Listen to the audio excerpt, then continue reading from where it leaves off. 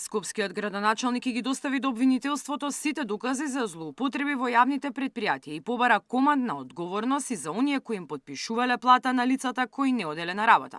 Финансовата полиција го чешла работењето и во комунална хигиена, но и на располагање им се ставени сите документи од градската администрација. Ѓоргиевски вели, меѓу отпуштените имало и лица кои биле во притвор или одслужувале затворска казна. Истрагата според него ќе води и до повисоки институции и функции под градската капа. Тоа се лица кои што со месеци, некои со години не оделе на работа, а земале плат.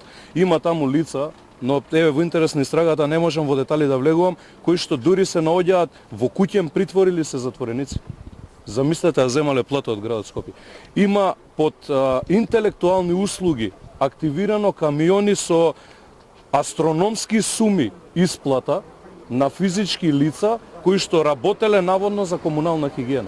Колку што смета дека финансова полиција треба да дири. Имате вие досега нешто забележано? Па ете не би навлегувал повеќе. Мислам дека доволно кажав поврзано се. Градот Скопје има злоупотреби. Па тоа треба да го утврдат финансова полиција, но секако дека се ќе биде ставено како предмет на истрага. Тој одби да коментира поканата на екс-градоначалничката Арсовска за ТВ дуел и повикот да ги објави списоците со луѓето кои биле избркани од работа откако ја преземал функцијата. Тој порача да се позанимава со други институции.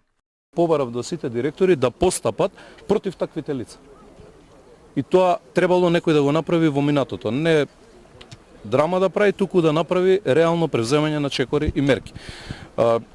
Така да го имаме списокот, како ќе се изјасни Агенцијата за лични податоци, мене не ми смета. Напротив, одговорно е да се објават. Што се однесува на бивши политичари кои што имале шанса дадена од граѓаните, но го потрошиле за апсолутно ништо мандатот, немам што да коментирам.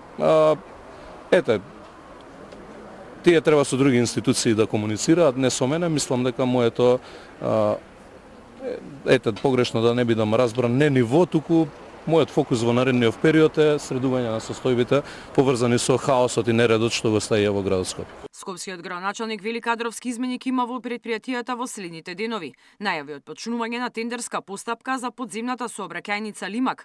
Ѓоргиевски рече дека во следниот период ќе се занимава со реорганизација на јавниот превоз, но и продолжување на инфраструктурните проекти за булеварите кои одамно требало целосно да се реконструираат.